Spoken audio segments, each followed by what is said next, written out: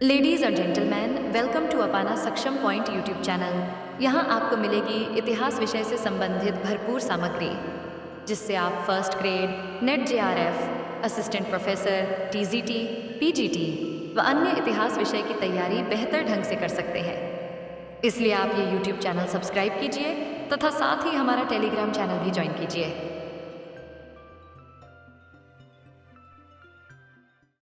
नमस्कार दोस्तों, जय हिंद और वंदे मातरम। अपना सक्षम पॉइंट यूट्यूब चैनल पर एक बार फिर से आप सभी का हार्दिक स्वागत है।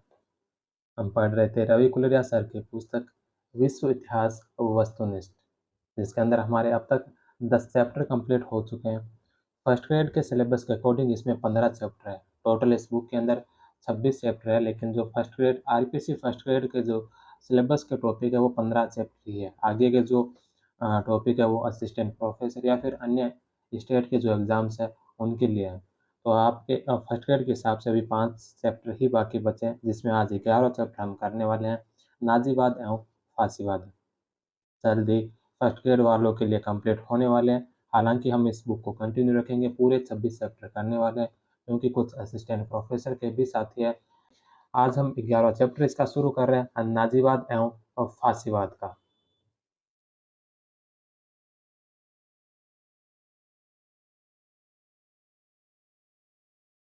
पहला प्रश्न है कि निम्नलिखित में से किसको ड्यूस कहकर पुकारा जाता था? ड्यूस कहकर किसे पुकारा जाता था? तो मुसोलिनी को। इल ड्यूस, इल ड्यूस दैट लीडर। बेनिटो मुसोलिनी की रैलियों में ड्यूस ड्यूस के नारे गूंजा करते थे। नेक्स्ट क्वेश्चन है कि इटली में राष्ट्रीय फासिस्ट पार्टी की स्थापना कब की गई? इटली में राष्ट्रीय फासिस्ट पार्टी की स्थापना कब की गई थी? जनवरी 1919 में, अप्रैल 1919 में, मार्च 1920 में या फिर नवंबर 1921 के अंदर? इटली में राष्ट्रीय फासिस्ट पार्टी की जो स्थापना की गई थी, यह की गई थी नवंबर 1921 के अंदर। The number option.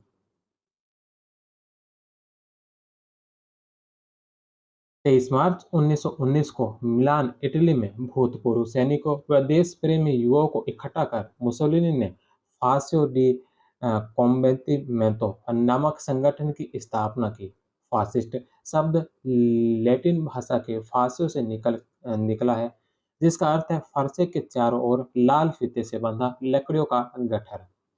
नवंबर 1921 में मुसोलिनी ने राष्ट्रीय फासिस्टवादी दल नेशनल फासिस्ट पार्टी नामक फासिस्टवादियों का पृथक राजनीतिक दल बनाया था।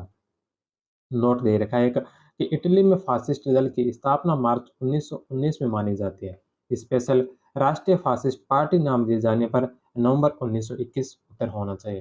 तो सीधा अगर इटली में फासिस्ट पार्टी पूछे तो मार्च 1919 है, लेकिन राष्ट्रीय फासिस्ट पार्टी अगर पूछा जाए तो नवंबर 1921 उत्तर होगा।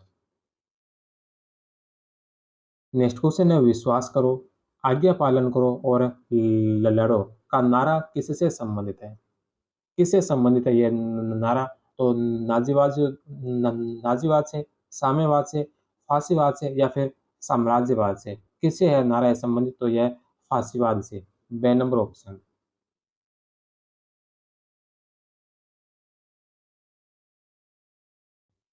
फासीवाद एक पार्टी, एक नेता, एक शासन में विश्वास करता था।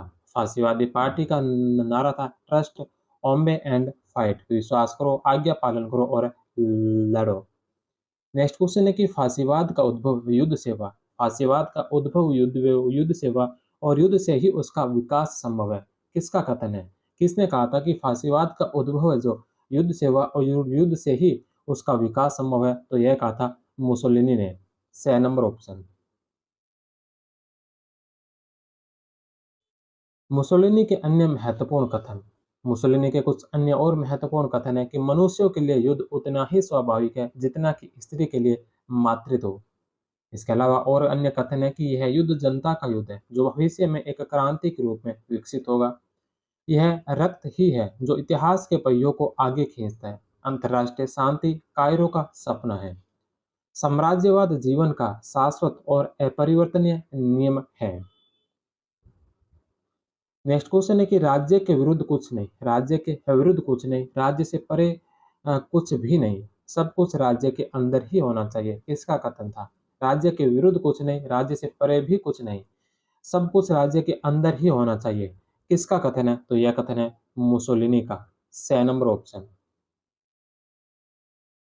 यह कथन मुसोलिनी का है। इसी प्रकार जर्मन दार्शनिक हेगेल ने कहा कि व्यक्ति राज्य के अनुशासन में रहकर अपनी श्रेष्ठता की ओर अग्रसर होता है। वह व्यक्ति से ज्यादा राज्य को महत्व देता है। राज्य को ईश्वरीय रूप बताते हुए हेगेल ने कहा कि उससे कभी त्रुटि नहीं हो सकती। नेक्स्ट क्वेश्चन है कि 1929 ईस्वी में मुसोलिनी और पोप के बीच कौन सी संधि से 1919 में मुसोलिनी और पोप के बीच कौन सी संधि से इटली सरकार और पोप के बीच दशकों से चले आ रहे विवाद का समाधान हो गया? 1929 में मुसोलिनी और पोप के मध्य कौन सी संधि हुई, जिस संधि से इटली सरकार और पोप के बीच दशकों से जो चला आ रहा विवाद था, उस विवाद का समाधान हो गया था? तो यह कौन सी संधि थी? तो यह थी लेटरन की संधि। ड नंबर ऑप्शन। लेटरन की संधि पोप पायस 11वें व मुसोलिनी के बीच फरवरी 1929 में यह संधि हुई। पोप की ओर से कार्डिनल पिएट्रो गैस्पारी ने हस्ताक्षर किए। पोप ने रोम शहर से अपने सभी अधिकार त्यागते हुए इटली का अधिकार स्वीकार कर लिया।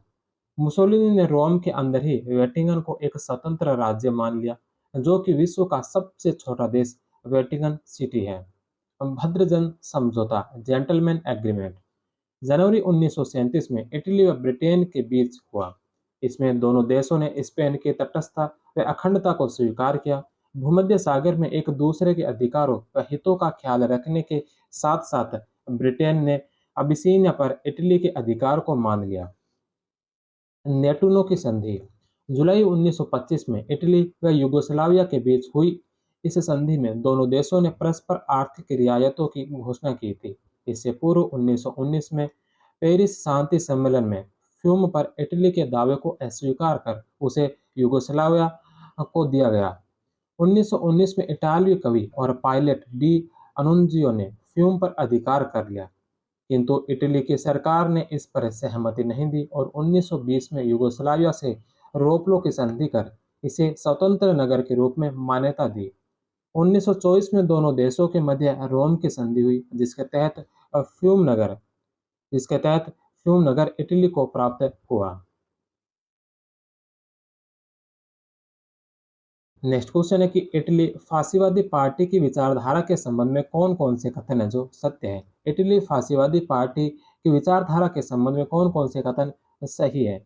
सबसे पहले पूंजीवाद, अंतर्राष्ट्रीय समाजवाद, उदारवाद व लोकतंत्र के विरोधी थे। पूंजीवाद, अंतर्राष्ट्रीय समाजवाद, उदारवाद और लोकतंत्र के विरोधी थे फासीवादी पार्टी, तो ये सही है। दूसरा, फासीवादी राज्य को साध्य व व्यक्ति को साधन माना जाता था। फासीवादी जो राज्य को साध्य मानते थे, व्यक्ति को साधन मानता था। दूसरा ऑप्शन भी सत्य है। तीसरा, फासीवादी सत्ता के दुरुपयोग के लिए सत्ता के विकेंद्रीकरण पर जोर देते थे। ये विकेंद्रीकरण पर जोर नहीं देते थे, ये केंद्रीकरण केंद्रीकरण पर जोर देते थे। विकेंद्रीकरण का इन्होंने विरोध किया था। 3 नंबर ऑप्शन इसका गलत होगा। चौथा है कि फासीवादी एक दल, एक नेता और एक शासन में विश्वास करते हैं।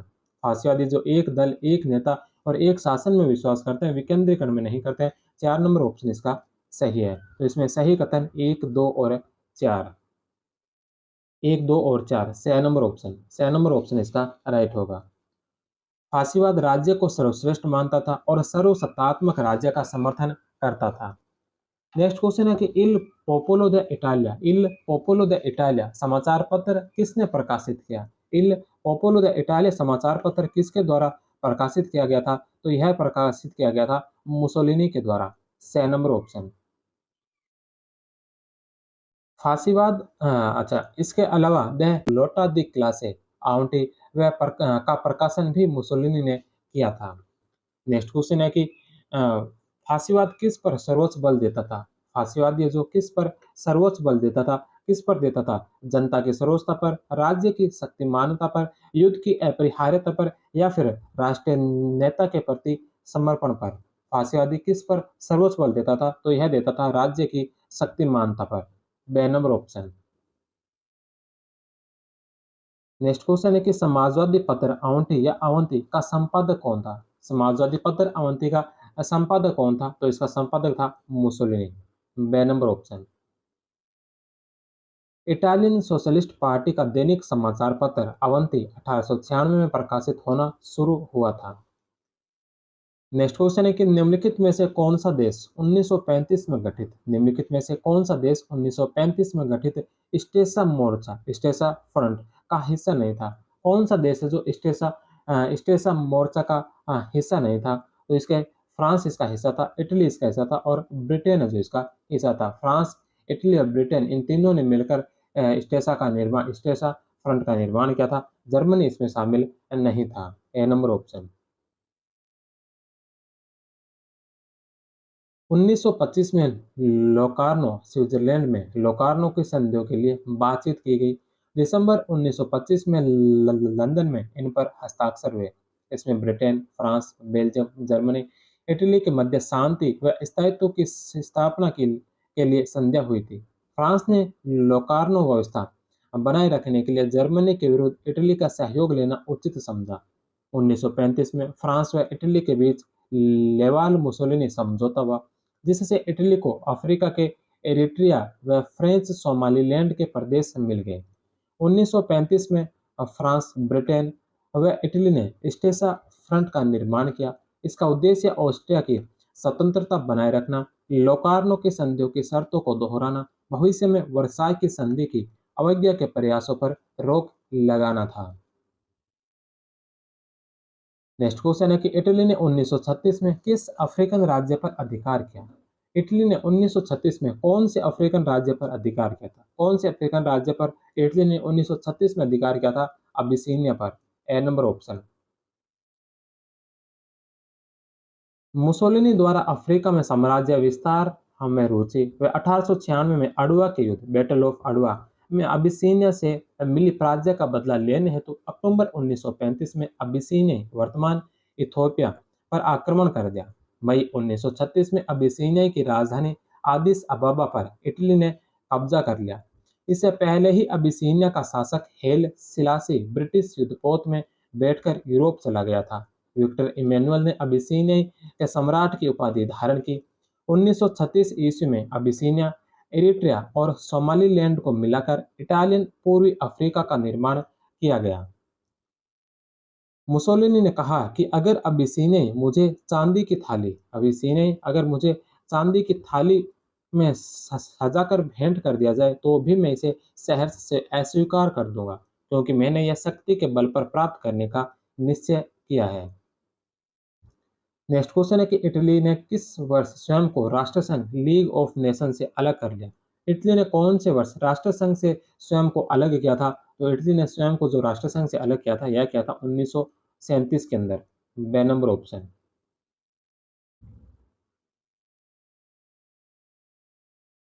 अबिसीनिया पर कब्जे के बाद राष्ट्रसंघ द्वारा लगाए गए आर्थिक प्रतिबंधों के चलते दिसंबर 1937 में इटली ने राष्ट्रसंघ की सदस्यता छोड़ दी थी।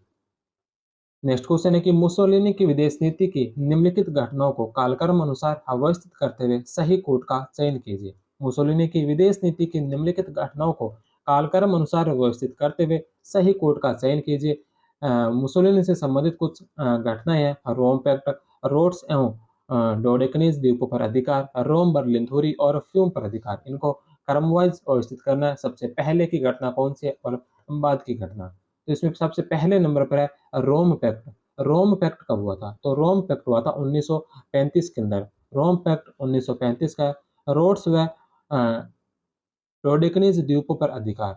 रोड्स है डोडेकनीज द्वीपों पर जो अधिकार किया था, यह अधिकार कर लिया था 1923 ईस्वी के अंदर। तीसरे नंबर पर है रोम बर्लिन धुरी। रोम बर्लिन टोक्यो धुरी, रोम बर्लिन टोक्यो धुरी का जो निर्माण किया था, यह किया था 1937 में। और चौथे नंबर पर है फ्यूम पर अधिकार। फ्यूम पर अधिकार कब किया था? तो फ्यूम पर जो अधिकार किया था, यह किया था 1934 के अंदर। 1934 में जो सॉरी 1924 में फ्यूम पर अधिकार किया गया था। तो इसमें सबसे पहले नंबर पर जो आएगा, यह आएगा रोड्स व डोडेकनीज द्वीपों पर अधिकार, 2 नंबर। इसके पश्चात फ्यूम पर अधिकार 4 नंबर जो 1924 में किया था। तीसरे नंबर पर इसमें आएगा रोम पैक्ट जो 1935 का है, और चौथे नंबर पर आएगा रोम बर्लिन धुरी जो 1937 की है। 2, 4, 1 और 3। 2 नंबर ऑप्शन इसका राइट होगा। 1923 रोड्स व डोडेकनीज द्वीपों पर अधिकार, 1923 में कॉर्फू पर आक्रमण, 1924 में फ्यूम पर अधिकार। 1924 में रोम की संधि द्वारा यूगोस्लाविया ने फ्यूम पर इटली का नियंत्रण स्वीकार कर लिया और सुसाक पर यूगोस्लाविया का नियंत्रण स्वीकार कर लिया गया। 1935 में रोम पैक्ट हुआ, 1936 में अबिसीनिया पर अधिकार किया, 1937 में भद्रजन समझौता हुआ, 1937 में anti Comintern pact, Rome Berlin Tokyo धुरी, 1939 में अल्बानिया पर अधिकार, 1939 में स्टील पैक्ट फौलादी समझौता हुआ था। नेक्स्ट क्वेश्चन है कि निम्नलिखित में से कौन सा राष्ट्र फासिस्ट इटली व नाजी जर्मनी के बीच मित्रता का कारण बना, जिसे रोम बर्लिन धुरी कहा जाता है? कौन सा राष्ट्र है जो फासिस्ट इटली व नाजी जर्मनी के बीच मित्रता का कारण बना, जिसे रोम बर्लिन धुरी कहा जाता है? तो कौन सा राष्ट्र था? तो वह था Abyssinia. 6 number option. Next question है कि इटली में फासिस्ट शासन के विरुद्ध षड्यंत्र रचने वालों का पता लगाने के लिए गुप्त पुलिस की व्यवस्था की गई थी, इसे कहा जाता है? इटली में फासिस्ट शासन के विरुद्ध षड्यंत्र रचने वालों का पता लगाने के लिए गुप्त पुलिस की व्यवस्था की गई थी, इसे क्या कहा जाता है? तो इसे कहा जाता है ओरा। 2 नंबर ऑप्शन। ओरा फासीवादी इटली की गुप्तचर पुलिस, गेस्तापो नाजी जर्मनी की गुप्तचर पुलिस, अ, डोपोलावोरो ओएनडी मुसोलिनी द्वारा 1925 में वर्कर्स के लिए स्थापित क्लब मनोरंजन हेतु, वुल्फ कब्स 6 से 8 वर्ष के बच्चों के शिक्षण के लिए संस्था थी, और वलीला 8 से 13 वर्ष के बच्चों के लिए शिक्षण के संस्था, पोडेस्टा जो फासीवादी पार्टी में स्थानीय इकाई का सचिव था, कम्यून का मुख्य कार्यकारी अधिकारी।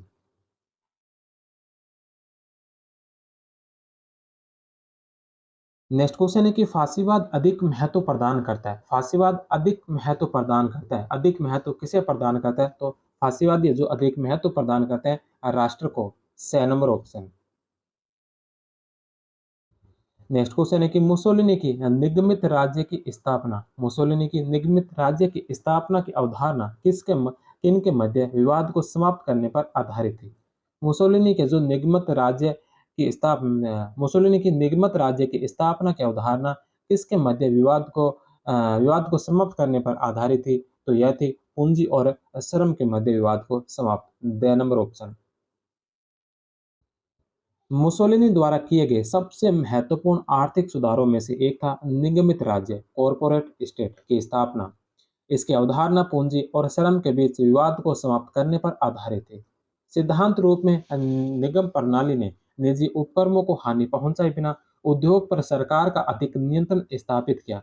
व्यवहार में इस प्रणाली ने श्रम की तुलना में व्यापार का अधिक पक्ष लिया। 1934 तक स्टील, वस्त्र, कोयला, नौवहन, विद्युत, लौह, टेलीफोन और मद्य उत्पादन जैसे उद्योगों को नियंत्रित करने के लिए 22 निगमों की स्थापना की गई। 1926 में राष्ट्रीय निगम परिषद की स्थापना की गई। इसकी एक स्थायी कार्यकारिणी केंद्रीय निगम समिति थी। मुसोलिनी इन दोनों का अध्यक्ष था।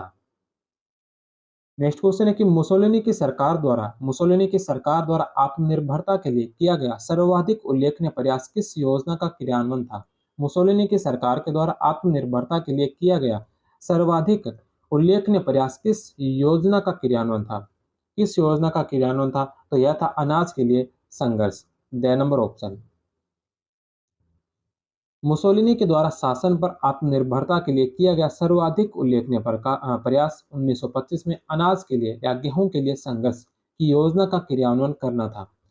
इस योजना के अंतर्गत 1925 से 35 के मध्य गेहूं के आयात को 75% तक कम कर दिया गया, लेकिन खाद्यान्न आयात में यह कमी अन्य फसलों के उत्पादन को कम करने की कीमत पर ही हासिल की जा सकी। दुग्ध उद्योग की हालत भी पतली हो गई।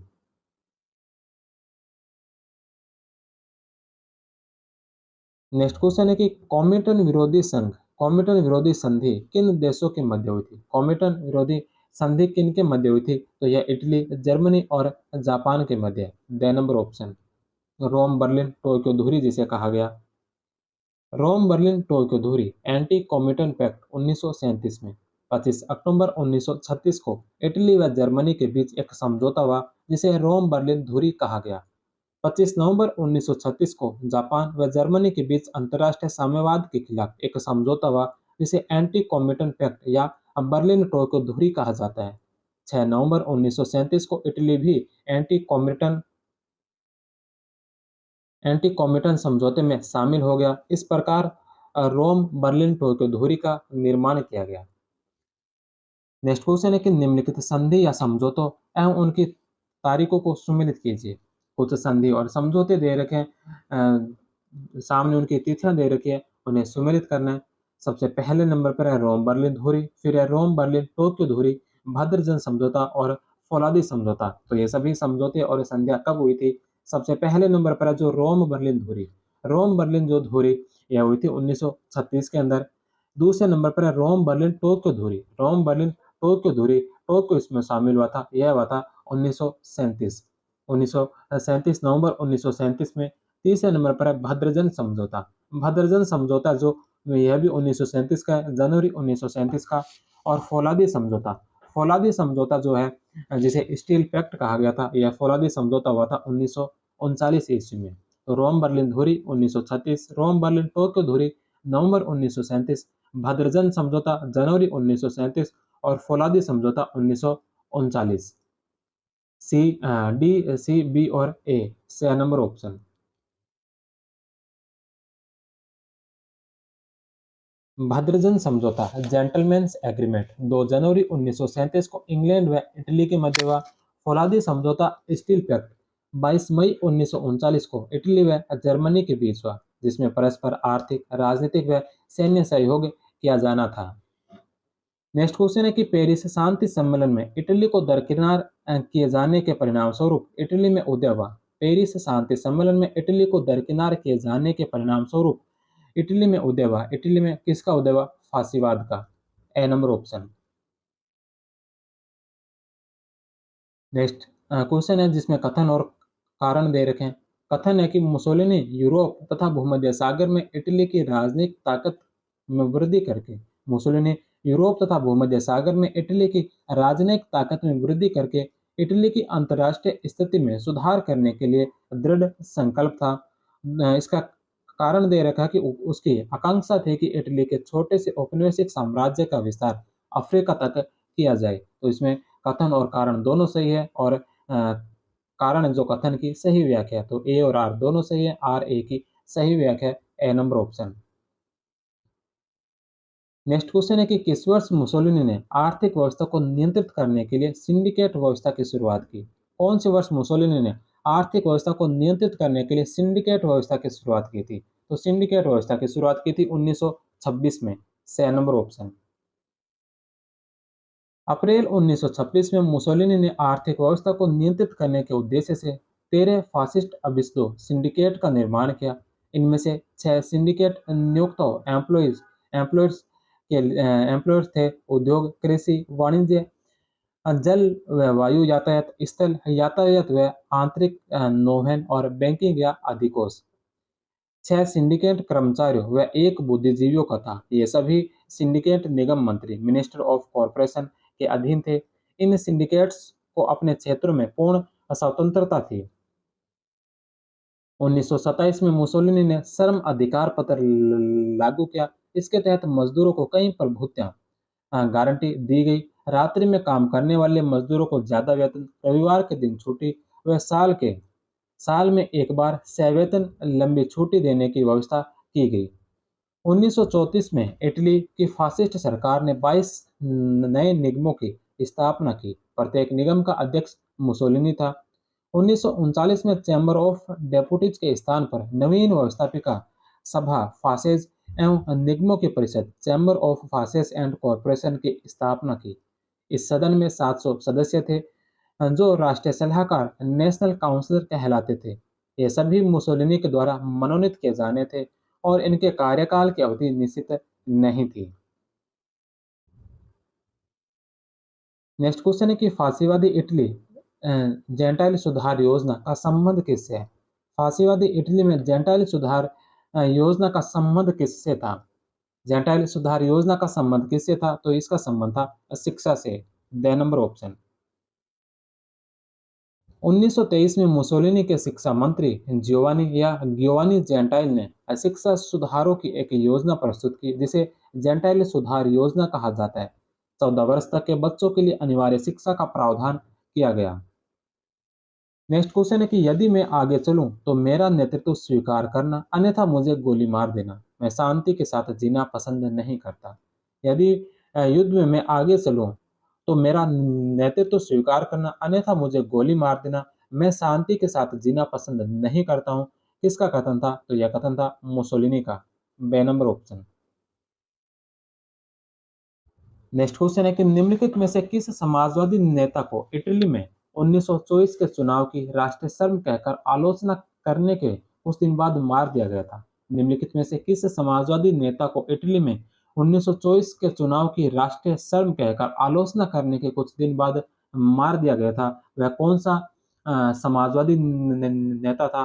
तो यह था Giacomo Matteotti. D number option.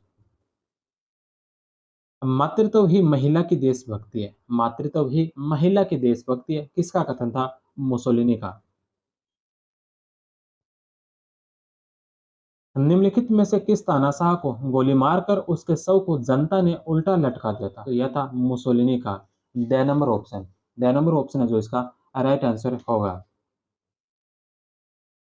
Benito Mussolini 29 जुलाई 1883 को इटली के रोमांगना प्रांत के वरोना डी कोस्टा, कुछ स्रोतों में पेराडाप्यो में जन्मे मुसोलिनी के पिता का नाम अलेसांडो था, जो कि एक लोहार थे, जबकि माता रोसा मार्तोनी या मुसोलिनी एक शिक्षिका थी। मुसोलिनी ने कुछ समय शिक्षक के रूप में काम किया और बाद में उच्च शिक्षा के लिए स्विट्जरलैंड चला गया। ट्रेड यूनियंस की स्थापना और फैक्ट्रियों में मजदूरों की हड़ताल के लिए भड़काने के कारण स्विस सरकार ने उसे देश छोड़ने पर बाध्य किया। फिर वह इटली लौटकर कुछ समय तक शिक्षक व बाद में पत्रकार बन गया। 1912 में समाजवादी दल की पत्रिका अवंती का संपादन किया। पहले वह प्रथम विश्व युद्ध का विरोधी था, लेकिन अक्टूबर 1914 में वह युद्ध समर्थक बन गया। फिर उसने मिलान से एक दूसरा दैनिक अखबार इल पोपोलो दी इटालिया निकाला। 1915 में वह युद्ध में भाग लेने के लिए एक प्राइवेट सेना में भर्ती हुआ। 1919 में राष्ट्रीय फासीवादी पार्टी की स्थापना की। इसकी एक छोटी सी कार्यकारिणी थी, फासिस्ट ग्रैंड काउंसिल। मुसोलिनी की इस पार्टी को 1921 में प्रधानमंत्री जियोवनी जियोलेटी ने नए गठबंधन में शामिल करने का फैसला लिया और गठबंधन को राष्ट्रीय ब्लॉक नाम दिया गया। अक्टूबर 1922 में मुसोलिनी ने सत्ता पर कब्जा करने के उद्देश्य से रोम की ओर समर्थकों के साथ कूच किया। सम्राट विक्टर इमैनुअल तृतीय ने मुसोलिनी को सरकार बनाने के लिए आमंत्रित किया। इस प्रकार काली कमीज वालों के नेतृत्वकर्ता मुसोलिनी ने 1922 से 1928 तक गठबंधन सरकार के प्रधानमंत्री के रूप में बिताए। जून 1924 में एक युवा समाजवादी उपाध्यक्ष जियोकोमो मेलियोटी ने 1924 के चुनाव की आलोचना की। जून 1924 में उसे मौत के घाट उतार दिया गया। विपक्षी दलों ने इस मुद्दे पर संसद में सरकार की आलोचना की और संसद छोड़कर एवाटाइन की पहाड़ी पर इकट्ठा होने का निश्चय किया। वहां उन्होंने फासिस्ट दल का शासन समाप्त होने तक संसद में अपना स्थान ग्रहण नहीं करने की प्रतिज्ञा की। इस घटना को एवाटाइन का पार्थक्य कहा जाता है। 1925 में सम्राट के साथ समझौता कर संसद की सहमति के बिना कानून लागू करने की शक्ति प्राप्त कर ली। 1928 में नए निर्वाचन कानून के तहत मतदाताओं के लिए चुनने हुए हेतु एक ही सूची बनाई जाने लगी, जिसमें सभी फासिस्टवादी उम्मीदवार ही होते थे। इस प्रकार इटली एक दलीय राष्ट्र बन गया। मुसोलिनी ने 1925 में इल ड्यूस की उपाधि धारण की। 28 अप्रैल 1945 को इटली के तानाशाह मुसोलिनी व उसकी प्रेमिका क्लारेटा पेटाची को उनके विरोधियों, जिन्हें पार्टिजन कहा जाता था, ने गोली मारकर हत्या कर दी। 29 अप्रैल की सुबह भीड़ ने दोनों के शवों को उल्टा लटका दिया था। नेक्स्ट क्वेश्चन है कि मुसोलिनी को आश्चर्यजनक आडम्बरी किसने कहा था? मुसोलिनी को आश्चर्यजनक आडम्बरी किसने कहा था? तो किसने कहा था मुसोलिनी को आश्चर्यजनक आडम्बरी? तो यह कहा था डेनिस मैकस्मिथ ने। The number option. जबकि ब्लेन टेलर ने पाखंडी सीजर कहा था। नेक्स्ट क्वेश्चन है जिसके अंदर कथन और कारण दे रखे हैं। पहला कथन है कि लावाल मुसोलिनी समझौता, लावाल मुसोलिनी समझौता जो 1935 में हुआ था, में उत्तरी अफ्रीका में इटली को कई लाभ दिए गए। उत्तरी अफ्रीका में इटली को कई लाभ दिए गए। दूसरा कि फ्रांस इटली को जर्मनी के साथ जाने से रोकना चाहता था। फ्रांस है जो इटली को जर्मनी के साथ जाने से रोकना चाहता था। तो कथन ए और कारण दो दोनों सत्य हैं। ए और आर दोनों सही है और आर ए की सही व्याख्या है। ए नंबर ऑप्शन।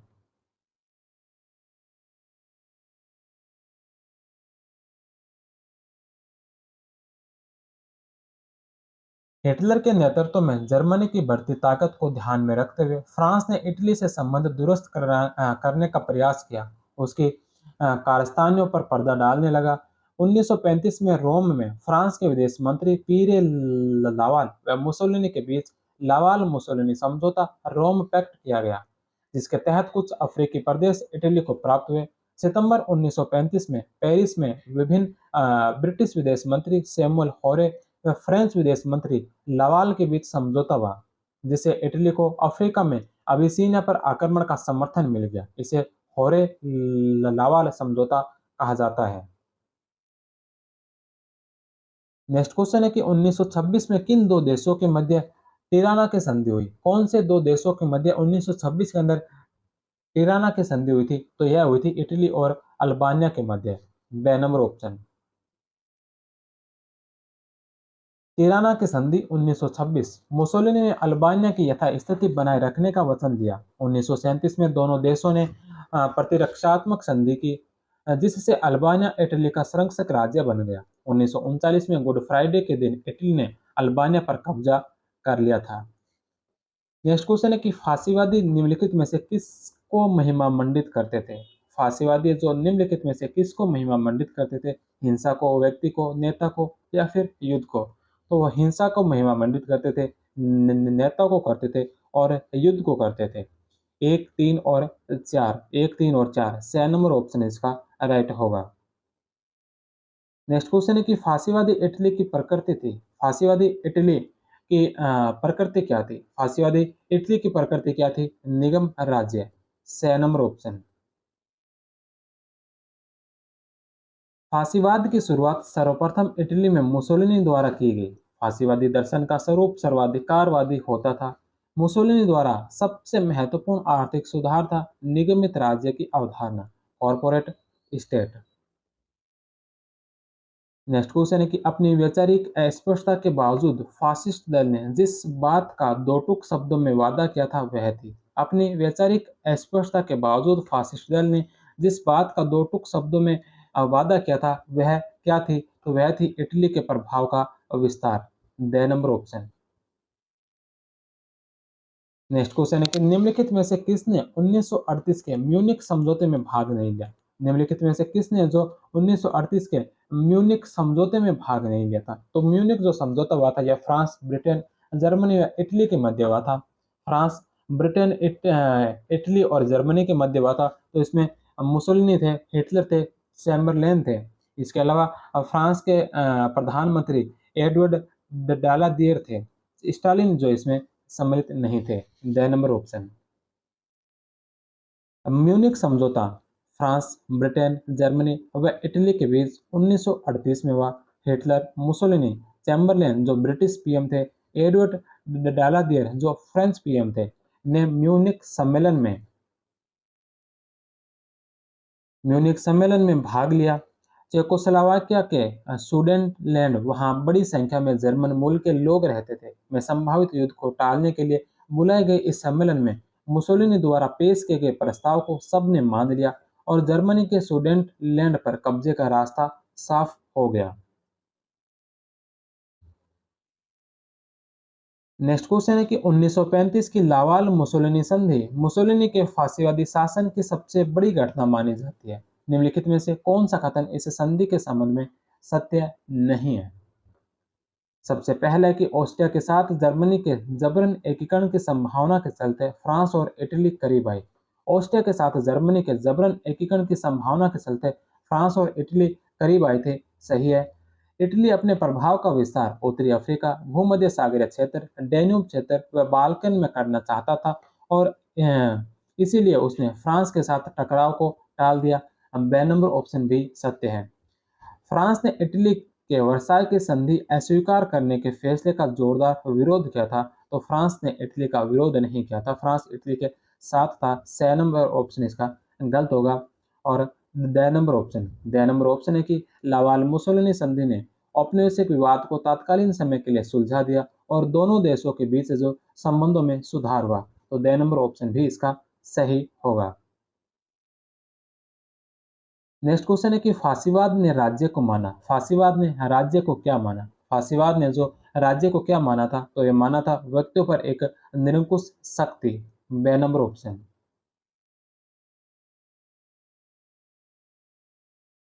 नेक्स्ट क्वेश्चन है कि फांसीवादी निम्नलिखित में से किस एक को छोड़कर सभी का विरोधी था? फांसीवादी जो निम्नलिखित में से किस एक को छोड़कर सभी का विरोधी था? तो फांसीवादी जो लोकतंत्र का विरोधी था, शांतिवाद का विरोधी था, व्यक्तिक स्वतंत्रता का विरोधी था, राष्ट्रवाद का समर्थक था। 6 नंबर ऑप्शन। नेक्स्ट क्वेश्चन है कि फांसीवाद के अनुसार जनतंत्र या गणतंत्र का वास्तविक रूप निम्नलिखित में से किसके द्वारा चलाई जाने वाली सरकार में पाया जाता है? फांसीवाद के अनुसार जनतंत्र या गणतंत्र का वास्तविक रूप निम्नलिखित में से किसके द्वारा चलाई जाने वाली सरकार में पाया जाता है? किसमें पाया जाता है? अभिजात वर्ग। The number option.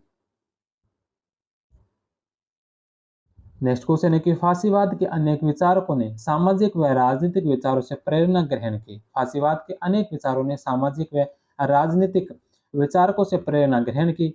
इस संदर्भ में सूची 1 व सूची 2 को सम्मिलित करते हुए सही उत्तर का चयन कीजिए। दो सूचियां दे रखी है जिसमें विचारकों के नाम है, सामने उनके द्वारा दिया गया योगदान है। तो सबसे पहले नंबर पर है मैकियावेली। मैकियावेली का योगदान क्या रहा? क्रूरता, बदनीति और कपट। हेगल का योगदान, हेगल राज्य की महानता। हेगल राज्य की महानता 1 में बी, 2 में ए। ओपनहाइमर का संबंध हिंसा से और सोरेल का आतंकवाद से। बी, ए, सी और डी। ए नंबर ऑप्शन। नेक्स्ट क्वेश्चन है कि 1920 में जर्मनी में 25 सूत्री कार्यक्रम की रचना किसने की? 1920 में जर्मनी में 25 सूत्री कार्यक्रम की रचना किसके द्वारा की गई थी? तो यह की गई थी गोटफ्राइड फिडर के द्वारा। ए नंबर ऑप्शन। नेक्स्ट क्वेश्चन है कि वाइमर गणतंत्र के समर्थकों, समाजवादी, कैथोलिकों व प्रजातंत्रवादियों का क्या कहकर मजाक उड़ाया जाता था? वाइमर गणतंत्र के समर्थकों, समाजवाद, कैथोलिकों व प्रजातंत्रवादियों का क्या कहकर मजाक उड़ाया जाता था? इन्हें नवंबर के अपराधी कहकर मजाक उड़ाया जाता था।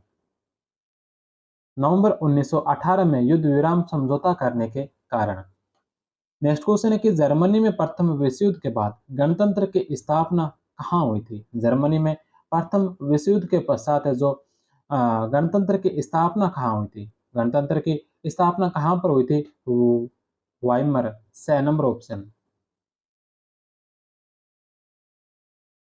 प्रथम विश्व युद्ध के बाद वाइमर नामक स्थान पर नए संविधान का निर्माण हुआ, जो कि अगस्त 1919 में लागू हुआ था। नेक्स्ट क्वेश्चन है कि वाइमर संविधान के अनुसार जर्मनी की संसद के निचले सदन का नाम क्या था? वाइमर संविधान के अनुसार जर्मनी की संसद के निचले सदन का नाम क्या था? राइखस्टाग। 6 नंबर ऑप्शन। उच्च सदन है जो राइखस्टाग और निचला सदन है जो राइखस्टाग। नेक्स्ट क्वेश्चन है कि वाइमर संविधान के किस अनुच्छेद के तहत राष्ट्रपति को आपातकाल लागू करने, नागरिक अधिकार रद्द करने और अध्यादेशों के जरिए शासन चलाने का अधिकार दिया गया? वाइमर संविधान के कौन से अनुच्छेद के तहत राष्ट्रपति को आपातकाल लागू करने, नागरिक अधिकार रद्द करने, अध्यादेशों के जरिए शासन चलाने का अधिकार दिया गया था? तो ये सभी अधिकार दिए गए थे आर्टिकल 48 के तहत, अनुच्छेद 48। The number option. वाइमर संविधान में कुछ ऐसी कमियां थी जिनकी वजह से गणराज्य कभी भी अस्थिर था और तानाशाही का शिकार बन सकता था। इनमें से एक कमी आनुपातिक प्रतिनिधित्व से संबंधित थी। इस प्रावधान की वजह से किसी एक पार्टी को बहुमत मिलना लगभग नामुमकिन बन गया था। हर बार गठबंधन सरकार सत्ता में आ रही थी। दूसरी समस्या अनुच्छेद 48 की वजह से थी, जिसमें राष्ट्रपति को आपातकाल लागू करने, नागरिक अधिकार रद्द करने और अध्यादेशों के जरिए शासन चलाने का अधिकार दिया गया। अपने छोटे से जीवन काल में गणराज्य का वाइमर गणराज्य का शासन 20 मंत्रिमंडलों के हाथ में रहा और उसकी औसत अवधि 239 दिन से ज्यादा नहीं रही। नेक्स्ट क्वेश्चन है कि किस वर्ष जर्मनी के द्वारा वर्साई की संधि के तहत लगाए गए जुर्माने को न चुकाने के कारण फ्रांस और बेल्जियम ने रूर प्रांत पर कब्जा कर लिया? कौन से वर्ष जर्मनी के द्वारा वर्साई की संधि के तहत लगाए गए जुर्माने को न चुकाने के कारण फ्रांस और बेल्जियम ने रूर प्रांत पर कब्जा कर लिया था? तो यह क्या था? 1923 में। B number option. जर्मनी में राजनीतिक रेडिकलवादी विचारों को 1923 के आर्थिक संकट से और बल मिला। जर्मनी ने पहला विश्व युद्ध मोटे तौर पर कर्ज लेकर लड़ा और युद्ध के बाद तो उसे स्वर्ण मुद्रा में हर्जाना भरना पड़ा। इस दोहरे बोझ से जर्मनी के स्वर्ण भंडार लगभग समाप्त होने की स्थिति में पहुंच गए। आखिरकार 1923 में जर्मनी ने कर्ज और हर्जाना चुकाने से इनकार कर दिया। इसके जवाब में फ्रांसीसियों ने जर्मनी के मुख्य औद्योगिक इलाके रूर पर कब्जा कर लिया। यह जर्मनी का विशाल कोयला भंडारों वाला इलाका था। जर्मनी ने फ्रांस के विरुद्ध निष्क्रिय प्रतिरोध के रूप में बड़े पैमाने पर कागजी मुद्रा छापना शुरू कर दिया, जिससे उसके मुद्रा मार्क का मूल्य तेजी से गिरने लगा। जरूरी चीजों की कीमतें आसमान छूने लगी। जर्मनी को इस संकट से निकालने के लिए अमेरिकी सरकार ने हस्तक्षेप किया और डोप्स योजना बनाई। नेक्स्ट क्वेश्चन है कि किसी झूठ को इतनी बार दोहराओ कि वह सच लगने लगे। किसी झूठ को इतनी बार दोहराओ कि वह सच लगने लगे, यह किसका कथन था? किसने कहा था कि इस किसी भी झूठ को इतनी बार दोहराओ कि वह सच लगने लगे? तो यह कहा था गोएबल्स ने। The number option. नाजी शासन का प्रचार मंत्री जोसेफ गोएबल्स था। साहित्य, समाचार पत्र पत्रिका, सिनेमा, थिएटर, रेडियो आदि को नाजी सरकार के आदेशों के अनुसार संचालित करने के लिए गठित साम्राज्य संस्कृति मंडल का अध्यक्ष भी गोएबल्स ही था। हिटलर ने 30 अप्रैल 1945 को आत्महत्या की और उसकी वसीयत के मुताबिक गोएबल्स चांसलर बना, लेकिन अगले ही दिन 1 मई को उसने जहर खाकर आत्महत्या कर ली। नेक्स्ट क्वेश्चन है कि निम्नलिखित में से किस वर्ष अमेरिकी शेयर बाजार वॉल स्ट्रीट एक्सचेंज धराशायी हो गया था? कौन से वर्ष है जो अमेरिकी शेयर बाजार वॉल स्ट्रीट एक्सचेंज धराशायी हो गया था? 1929 में। B number option. 1929 की आर्थिक मंदी का आरंभ अमेरिका में हुआ। अमेरिकी शेयर बाजार में भारी गिरावट आई और बैंक दिवालिया हो गए। 1929 से 1934 तक का काल आर्थिक मंदी का काल माना जाता है। 1929 से 1933 तक हर्बर्ट हूवर अमेरिका के राष्ट्रपति थे। 1933 में राष्ट्रपति फ्रैंकलिन रूजवेल्ट ने मंदी से उबरने के लिए न्यू डील पॉलिसी शुरू की। मंदी को लेकर रूजवेल्ट ने कहा कि अगर हमें किसी से डरना है तो वह है स्वयं डर। All we have to fear is fear itself।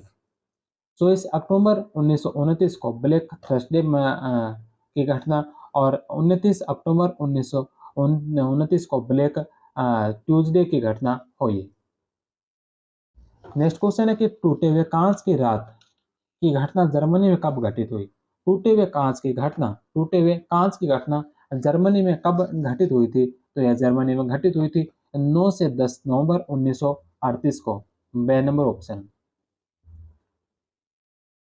Christ लनाखट 9 नवंबर की रात को हिटलर के आदेश पर यहूदियों के घरों, दुकानों, प्रतिष्ठानों व प्रार्थना घरों पर हमले किए। इसे क्रिस्ट लखानट या the night of broken glass कहा जाता है। नेक्स्ट क्वेश्चन है कि वर्साई की संधि का नाश हो किसने कहा था? कि वर्साई की संधि का नाश हो? तो यह कहा था हिटलर ने। बे नंबर ऑप्शन। नेक्स्ट क्वेश्चन है कि एडोल्फ हिटलर के संबंध में निम्नलिखित में से कौन सा कथन सही नहीं है। एडोल्फ हिटलर के संबंध में कौन सा कथन है जो इसमें से सही नहीं है। सबसे पहला कि हिटलर का जन्म 1889 में ऑस्ट्रिया में हुआ। हिटलर का जन्म जो 1889 में ऑस्ट्रिया में हुआ था, तो पहला ऑप्शन बिल्कुल सही है। दूसरा कि हिटलर के पिता का नाम एलेसांद्रो हिटलर था। हिटलर के पिता का नाम एलेसांद्रो हिटलर नहीं था, बल्कि हिटलर के पिता का नाम अलोइस हिटलर था। इसलिए बे नंबर ऑप्शन इसका गलत होगा। इनके पिता का नाम है जो अलोइस अलोइस हिटलर नाम था। 6 नंबर ऑप्शन है कि 1933 में वह जर्मनी का चांसलर बना। हिटलर है जो 1933 में जर्मनी का चांसलर बना। 1934 में हिटलर को फ्यूहरर घोषित किया गया। तो ए से और दे सही है, बे नंबर इसका गलत होगा। हिटलर का जन्म ब्राउने एम इना ऑस्ट्रिया में 20 अप्रैल 1889 को हुआ। पिता का नाम अलोइस हिटलर व माता का नाम क्लारा था। हिटलर चित्रकार बनना चाहता था। उसका जन्म भले ऑस्ट्रिया में हुआ, पर वह खुद को पक्का जर्मन मानता था। 1913 में वह वीना से म्यूनिख पहुंचा। प्रथम विश्व युद्ध की शुरुआत में वह सेना में भर्ती हो गया और उसे अग्रिम मोर्चे पर संदेशवाहक की भूमिका दी गई। फिर वह कारपोरल बना और 1918 में आयरन क्रॉस से सम्मानित किया गया। युद्ध उपरांत हिटलर की नियुक्ति गुप्तचर विभाग में हुई थी। एनसीईआरटी की कक्षा 9 के मुताबिक 1919 में उसने जर्मन वर्कर्स पार्टी की सदस्यता ग्रहण की, लेकिन 1918 में ही कमेटी ऑफ इंडिपेंडेंट वर्कर्स में शामिल हुआ था, जिसका संस्थापक एलन ड्रेक्सलर था। 1919 में इसका नाम बदलकर जर्मन वर्कर्स पार्टी किया गया था। 1920 में इसका नाम national socialist German workers party कर दिया, जिसे एनएसडीएसपी या नाजी दल कहा जाता था। 1920 में वह इस दल का सर्वेसर्वा बन गया। 1920 में उसके दल द्वारा घोषित प्रमुख नीति व कार्यक्रम थे। पहला, वर्साई की संधि को मानने से इनकार करना। जर्मनी से छीने गए प्रांतों को पुनः प्राप्त करना। जर्मन सैन्य शक्ति का विकास करना। जर्मनी को पूर्ण कर विदेशी हस्तक्षेप रोकना। समाजवादियों का सफाया करना। भ्रष्टाचार पर आधारित संसदात्मक शासन प्रणाली को समाप्त करना। नेक्स्ट क्वेश्चन है कि 1939-40 में किस भारतीय नेता ने हिटलर को पत्र लिखे थे। 1939-40 में कौन से भारतीय नेता ने हिटलर को पत्र लिखे थे, तो यह लिखे थे महात्मा गांधी ने। बे नंबर ऑप्शन। गांधी जी ने हिटलर से युद्ध रोकने की अपील की, वह अहिंसा का पाठ पढ़ाया था। नेक्स्ट क्वेश्चन है तानाशाही, भ्रामक प्रचार और बल प्रयोग किसके प्रमुख विचार थे। तानाशाही, भ्रामक प्रचार और बल प्रयोग किसके प्रमुख विचार थे, तो ये थे नाजीवादियों के। The number option. Next question है कि जनवरी 1933 में किसके स्थान पर हिटलर जर्मनी का चांसलर बना। जनवरी 1933 में किसके स्थान पर हिटलर जो जर्मनी का चांसलर बना था, तो यह बना था कुर्ट वॉन स्लाइसर के स्थान पर। 6 नंबर ऑप्शन। 30 जनवरी 1933 को राष्ट्रपति पॉल वॉन हिंडनबर्ग ने हिटलर को सरकार बनाने के लिए आमंत्रित किया। उस समय स्लाइसर चांसलर थे। 2 अगस्त 1934 को राष्ट्रपति हिंडनबर्ग की मृत्यु के बाद हिटलर ने चांसलर और प्रधानमंत्री के पद को मर्ज करते हुए फ्यूहरर का पद सृजित किया और 19 अगस्त 1934 को 90% जनता ने हिटलर को फ्यूहरर बनाने के पक्ष में मतदान दिया। नेक्स्ट क्वेश्चन है जर्मनी में न्यूरेमबर्ग कानून कब आए। जर्मनी में न्यूरेमबर्ग कानून कब आए थे। न्यूरेमबर्ग कानून जर्मनी के अंदर कब आए थे, 1935 में। B number option. न्यूरेमबर्ग नागरिकता अधिकार सितंबर 1935। जर्मन या उससे संबंधित रक्त वाले व्यक्ति ही जर्मन नागरिक होंगे और उन्हें जर्मन राज्य का संरक्षण मिलेगा। यहूदियों और जर्मनों के बीच विवाह पर पाबंदी होगी। यहूदियों और जर्मन के बीच विवाहेतर संबंध अपराध घोषित होगा। यहूदियों के राष्ट्रध्वज फहराने पर पाबंदी होगी। न्यूरेमबर्ग में नाजी पार्टी की सितंबर 1935 की रैली में न्यूरेमबर्ग कानून के नाम से जाने जाना वाला कानून पारित करके इसे कार्यरूप दिया गया। बाद में जर्मनी के विधानमंडल ने विशेष अधिवेशन में सर्वसम्मति से इसे पारित कर दिया। इन कानूनों में उन्हें उन लोगों को जर्मन माना गया और बतौर जर्मन वर्गीकृत किया गया जिनके दादा दादी नाना नानी चारों जर्मन थे। कानून में के अनुसार यहूदियों से जर्मन नागरिकता छीन ली गई। गैर यहूदियों में विवाह करने पर पाबंदी लगा दी गई। 1938 में यहूदियों को जर्मन छोड़ने की अनुमति दी गई, किंतु वे अपने साथ अपना माल असबाब नहीं ले जा सकते थे। 9 से 10 नवंबर 1938 को कुख्यात रात को यहूदियों के घर और दुकानें लूट ली गई। अनेक यहूदियों को मार दिया गया। सितंबर 1941 में नाजी साम्राज्य के भीतर रहने वाले यहूदियों के लिए पीला बिला लगाना अनिवार्य हो गया। नेक्स्ट क्वेश्चन है कि नाजी जर्मनी और हिटलर के संबंध में निम्नलिखित में से कौन सा सुमेलित नहीं है। नाजी जर्मनी और हिटलर के संबंध में कौन सा जो इसमें से सुमेलित नहीं है। सबसे पहले लेबेन इस्राउम जो जर्मन के क्षेत्रीय भूभाग विस्तार का लक्ष्य था, तो पहला ऑप्शन है जो सही है। दूसरा है कि मीन कैफ मेरा संघर्ष यह हिटलर की आत्मकथा थी। मीन कैफ या मेरा संघर्ष जो हिटलर की आत्मकथा थी, दूसरा भी सत्य है। तीसरा ऑप्शन है कि अंसुल्स जो ऑस्ट्रिया का जर्मनी में विलय अंसुल्स ऑस्ट्रिया का जर्मनी में विलय, तीसरा ऑप्शन भी सुमेलित है। चौथा होलोकास्ट जो हिटलर द्वारा साम्राज्यों पर किए गए अत्याचार को कहा गया। होलोकास्ट में हिटलर द्वारा साम्यवादियों पर अत्याचार का उल्लेख नहीं, बल्कि यहूदियों का नरसंहार जो किया गया था हिटलर के द्वारा नाजी जर्मनी में यहूदियों का जब नरसंहार किया गया उसे होलोकास्ट कहा गया। तो द नंबर ऑप्शन इसका सुमेलित नहीं है।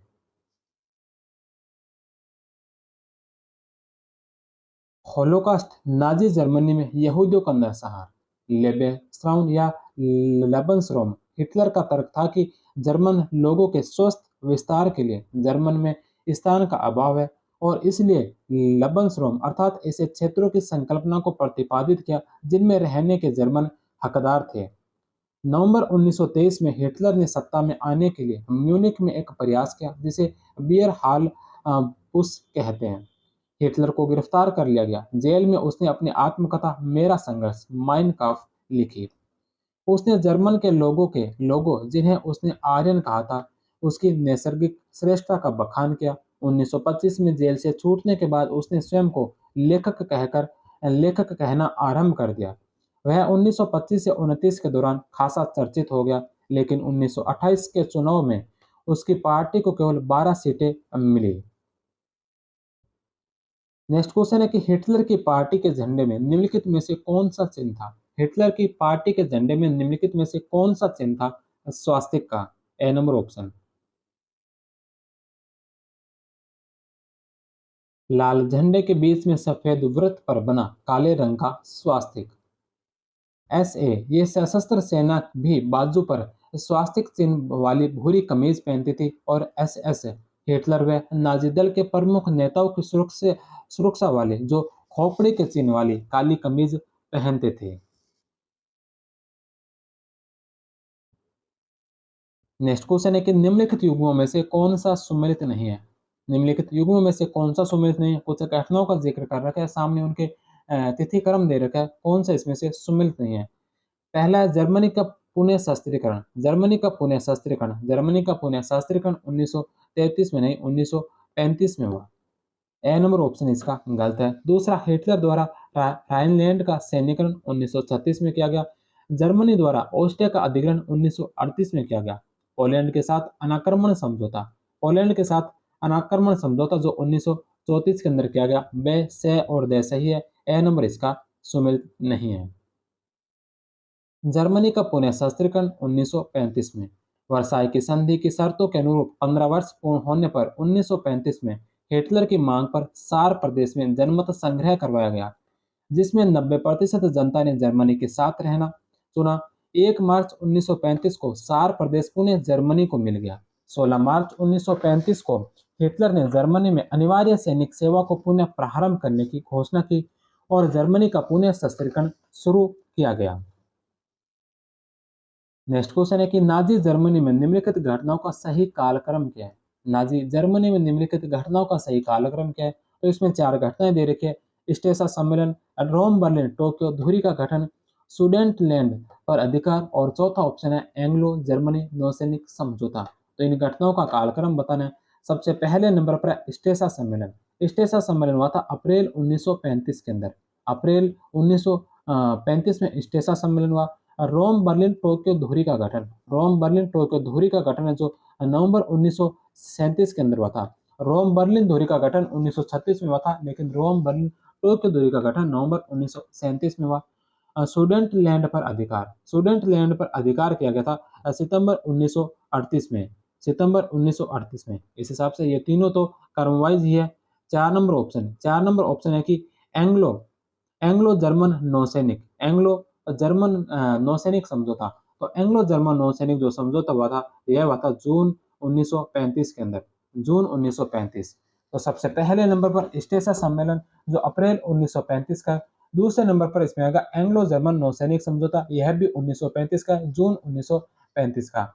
तीसरे नंबर पर इसमें आएगा रोम, बर्लिन, टोक्यो दूरी जो नवंबर 1937 के, और सुडेंटलैंड पर अधिकार सितंबर 1938 जो चौथे नंबर पर आएगा। 1, 4, 2 और 3 द नंबर ऑप्शन। अक्टूबर 1933 में जेनेवा में आयोजित हो रहे अक्टूबर 1933 में जेनेवा में आयोजित हो रहे निशस्त्रीकरण सम्मेलन का जर्मनी द्वारा बहिष्कार।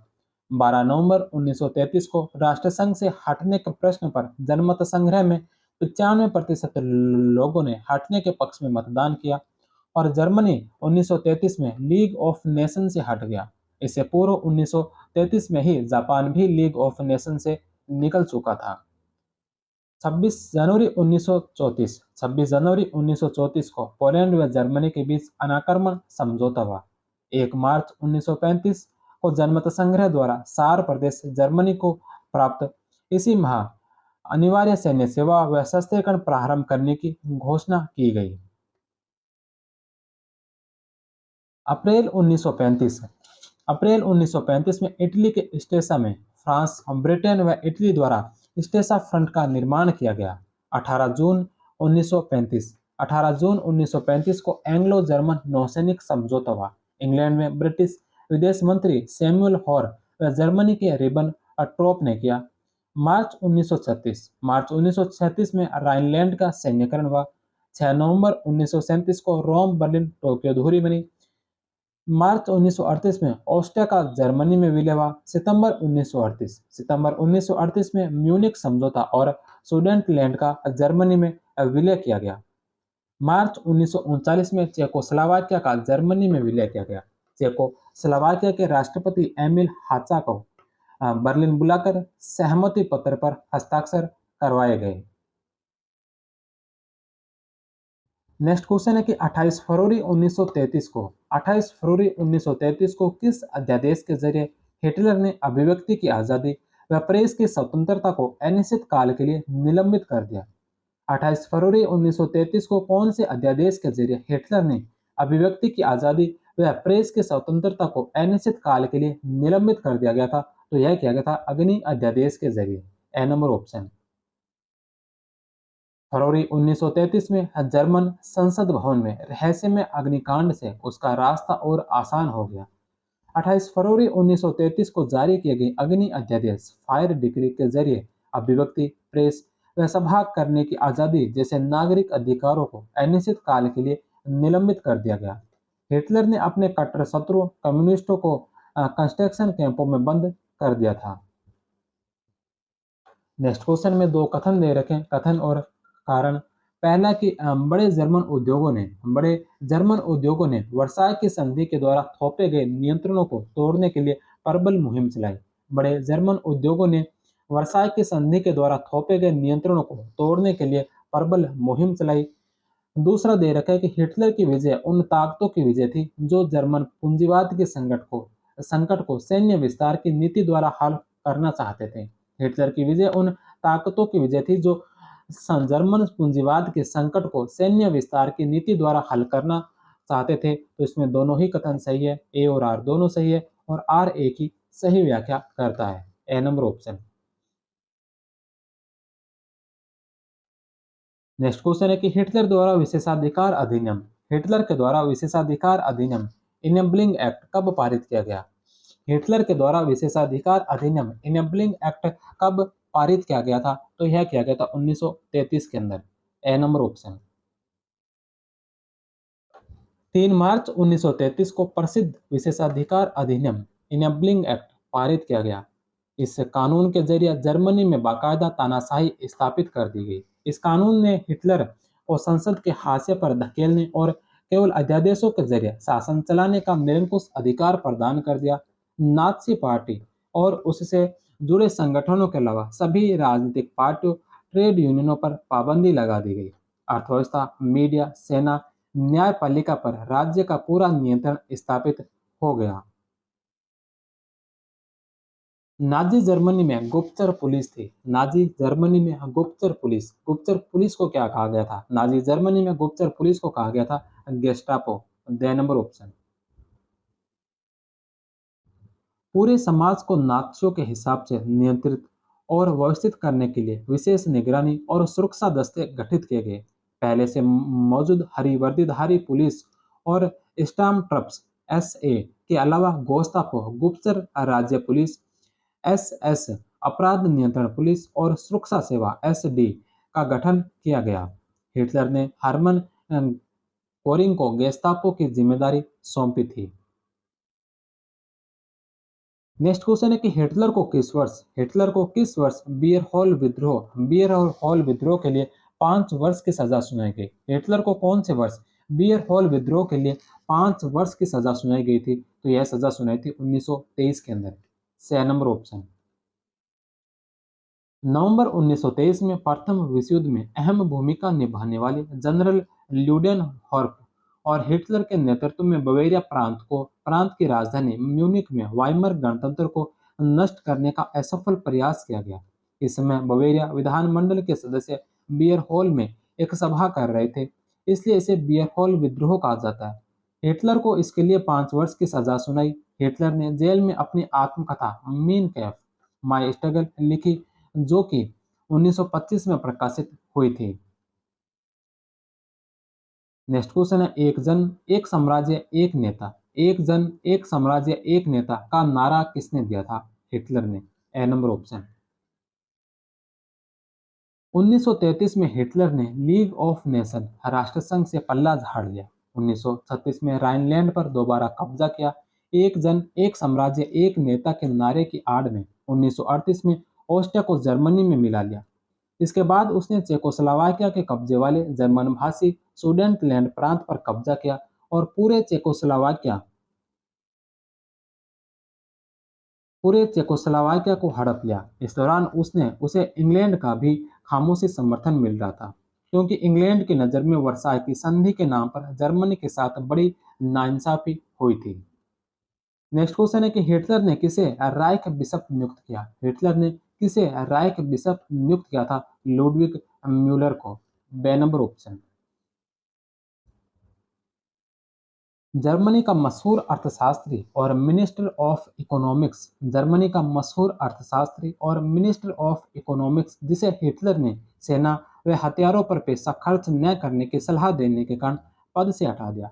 जर्मनी का मशहूर अर्थशास्त्री और मिनिस्टर ऑफ इकोनॉमिक्स, जिसे हिटलर ने सेना व हथियारों पर पैसा खर्च न करने की सलाह देने के कारण पद से हटा दिया था। कौन था? तो वह था अ, हालमार साकत। ए नंबर ऑप्शन। हिटलर ने अर्थव्यवस्था को पटरी पर लाने की जिम्मेदारी अर्थशास्त्र हालमार साकत को सौंपी। 1933 में राइख बैंक का गवर्नर, 1934 में मिनिस्टर ऑफ इकोनॉमी था।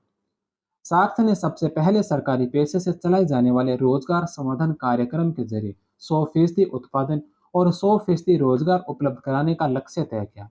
मशहूर जर्मन सुपर हाईवे और जनता की कार फॉक्सवैगन इस परियोजना की देन थी।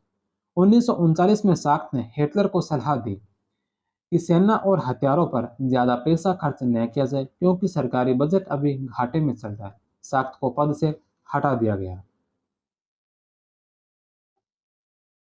नेक्स्ट क्वेश्चन है कि हिटलर के नेतृत्व वाले जर्मनी के काल को कहा जाता है? हिटलर के नेतृत्व वाले जर्मनी के काल को क्या कहा जाता है? जर्मनी के काल को कहा जाता है तृतीय राइख। 6 नंबर ऑप्शन।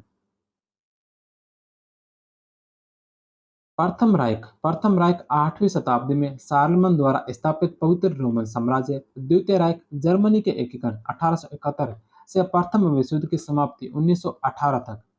तृतीय राइख 1933 से 1945 तक। राइख का अर्थ है साम्राज्य। थर्ड राइख ऑफ ड्रीम्स, शार्लट बेराट। यह शार्लट की डायरी में के आधार पर बनी एक पुस्तक है जिसमें उन्होंने नाज़ी जर्मनी में यहूदी क्या सोचते थे, उनके सपने क्या थे, इन्हें चोरी छिपे दर्ज किया था। The rise and fall of third राइख डब्ल्यू साइरर की पुस्तक है। नेक्स्ट क्वेश्चन है अति जीविता का सिद्धांत सर्वाइवल ऑफ द फिटेस्ट किसने दिया था, जिसे हिटलर ने अपनाया था। अति जीविता का सिद्धांत सर्वाइवल ऑफ द फिटेस्ट किसने दिया था, जिसे हिटलर ने अपनाया था? तो यह दिया था हर्बर्ट स्पेंसर ने। बे नंबर ऑप्शन। हिटलर की नस्ली सोच चार्ल्स डार्विन और हर्बर्ट हर्बर्ट स्पेंसर जैसे विचारकों के सिद्धांतों पर आधारित थे। डार्विन प्रकृति विज्ञानी थे जिन्होंने विकास और प्राकृतिक चयन की अवधारणा के जरिए पौधों और पशुओं की उत्पत्ति की व्याख्या करने का प्रयास किया। हर्बर्ट ने अतिजीविता का सिद्धांत सर्वाइवल ऑफ द फिटेस्ट दिया, जो सबसे योग्य है वही जिंदा बचेगा। इस विचार का मतलब था कि जो प्रजातियां बदलती हुई वातावरणीय परिस्थितियों के अनुसार खुद को ढाल सकती है वही पृथ्वी पर जिंदा रहती है। ध्यान रहे कि डार्विन के चयन के सिद्धांत को एक विशुद्ध प्राकृतिक प्रक्रिया कहा और उसमें इंसानी हस्तक्षेप को कभी वकालत नहीं की। नेक्स्ट क्वेश्चन है कि हिटलर की नज़र में सबसे बेहतर इंसानी नस्ल कौन सी है? हिटलर की नज़र में सबसे बेहतरीन इंसानी नस्ल कौन सी है? सबसे बेहतरीन इंसानी नस्ल हिटलर की नज़र में कौन सी है? नॉर्डिक जर्मन आर्य। बे नंबर ऑप्शन। हिटलर के अनुसार ब्लोंड नीली आंखों वाले नॉर्डिक जर्मन आर्य सबसे ऊपरी पायदान पर, वह यहूदी सबसे निचले पायदान पर थे। नेक्स्ट क्वेश्चन है कि नाजी जर्मनी में यहूदियों के लिए अलग से निर्धारित निर्धारित बस्तियों को क्या कहा जाता है? नाजी जर्मनी में यहूदियों के लिए अलग से निर्धारित बस्तियों को क्या कहा जाता है? क्या कहा जाता है? जो यहूदियों के लिए अलग से जो निर्धारित बस्तियां थी उन्हें क्या कहा गया? घेटो। ए नंबर ऑप्शन। यहूदी बाकी समाज से अलग घेटो यानी दरबे में रहते थे। नेक्स्ट क्वेश्चन है कि नाजी जर्मनी में यहूदियों की सामूहिक हत्या पर उनके सफाई को क्या नाम दिया गया? नाजी जर्मनी में यहूदियों की सामूहिक हत्या पर उनके सफाई को क्या नाम दिया गया था? क्या नाम दिया गया था? अंतिम समाधान। The number option. Next question है कि नाजी जर्मनी में विकलांगों की सामूहिक हत्या के लिए क्या शब्द इस्तेमाल किया गया? नाजी जर्मनी में विकलांगों की सामूहिक हत्याओं के लिए क्या शब्द इस्तेमाल किया गया था? विकलांगों की सामूहिक हत्या के लिए क्या शब्द इस्तेमाल किया गया था? यूथनेजिया। बे नंबर ऑप्शन।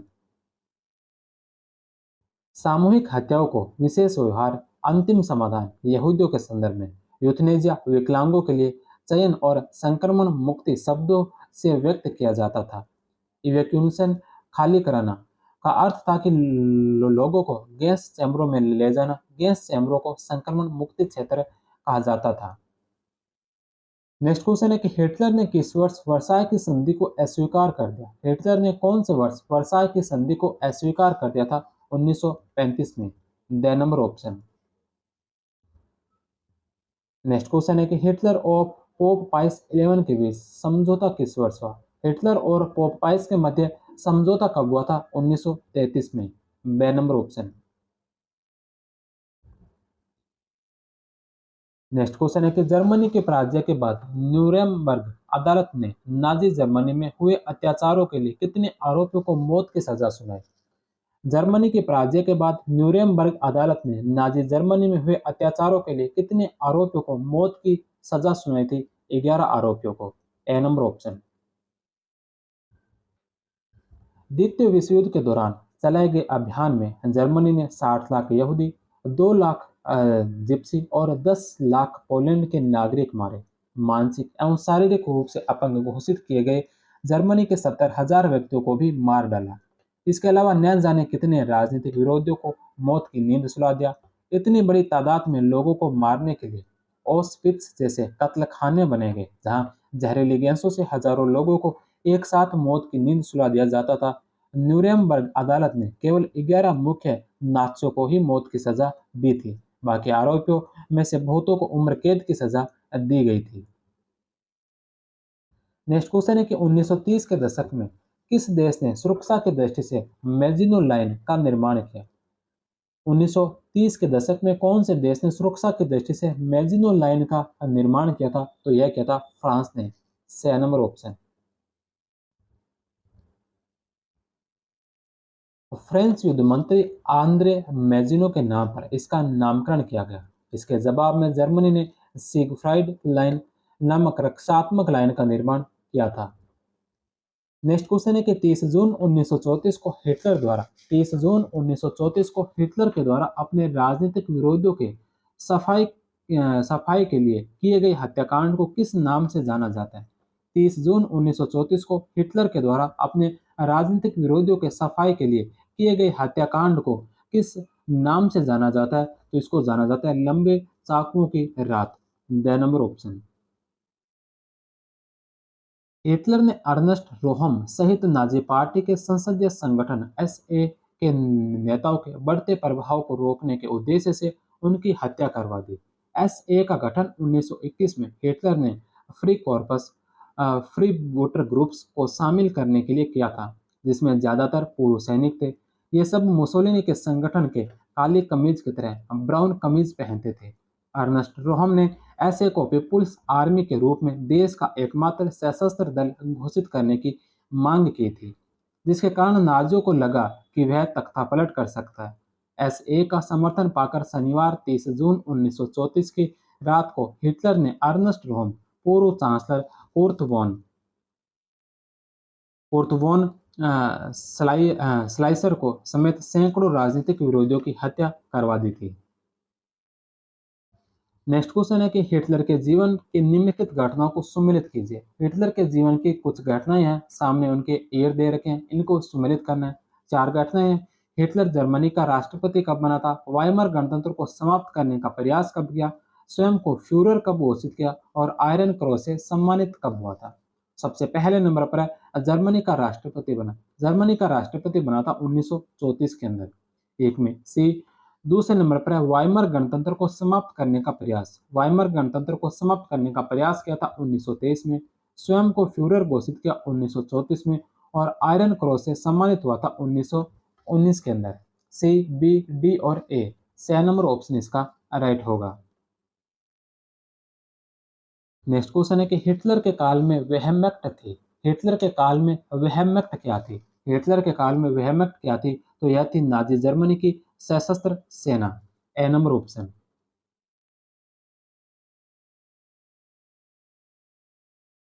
वेहमैक्ट नाजी जर्मनी की सशस्त्र सेना थी। इसी के एक अंग वायुसेना के लुफ्तवावे लुफ्तवावे कहते हैं। हरमन गोरिंग लुफ्तवावे का कमांडर इन चीफ था। वह गेस्टापो का नेतृत्व भी करता था। नेक्स्ट क्वेश्चन है कि 1933 में पारित किस कानून ने 1933 में पारित किस कानून ने हिटलर और उसकी सरकार को 4 वर्षों की निरंकुश सत्ता प्रदान की? 1933 में पारित किस कानून ने हिटलर और उसकी सरकार को 4 वर्षों के लिए निरंकुश सत्ता प्रदान की थी? कौन से कानून ने की थी? विशेषाधिकार अधिनियम ने। 6 नंबर ऑप्शन। विशेषाधिकार अधिनियम इनेबलिंग एक्ट जर्मन संसद राइख स्टाग की अनुमति के बिना कानून बनाने की शक्ति मिल गई थी। नेक्स्ट क्वेश्चन है नाजी यूथ लीग का गठन कब किया गया? नाजी यूथ लीग का गठन कब किया गया था? 1922 में। B number option.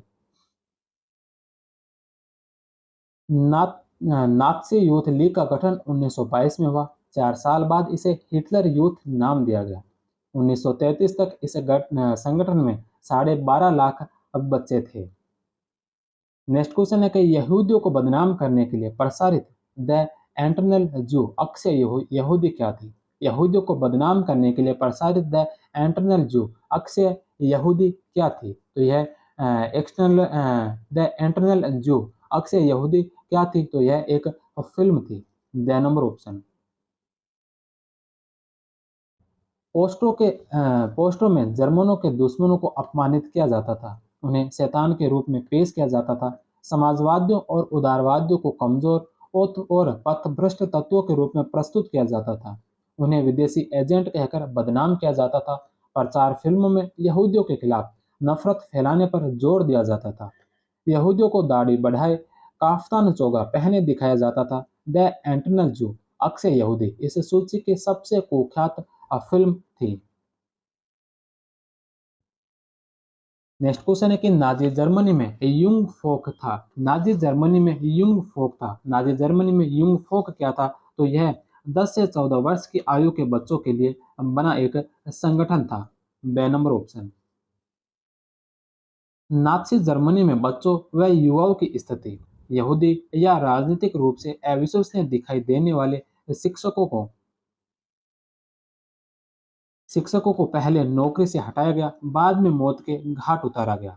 जर्मनी व यहूदी बच्चों को अलग अलग बिठाया गया, बाद में अवांछित बच्चों को यानी यहूदियों, जिप्सियों के बच्चों और विकलांगों को स्कूलों से निकाल दिया गया। 40 के दशक में उन्हें भी गैस चैम्बरों में झोंक दिया गया। 10 साल की उम्र के बच्चों को युंग फोक में दाखिल करा दिया गया। 14 साल की उम्र से सभी लड़कों को नात्सियों के युवा संगठन हिटलर यूथ की सदस्यता लेनी पड़ती थी। गहन विचारधारात्मक और शारीरिक प्रशिक्षण के बाद लगभग 18 वर्ष की उम्र में वे लेबर सर्विस श्रम सेवा में शामिल हो जाते थे। इसके बाद उन्हें सेना में काम करना पड़ता था और किसी नाची संगठन की सदस्यता लेनी पड़ती थी।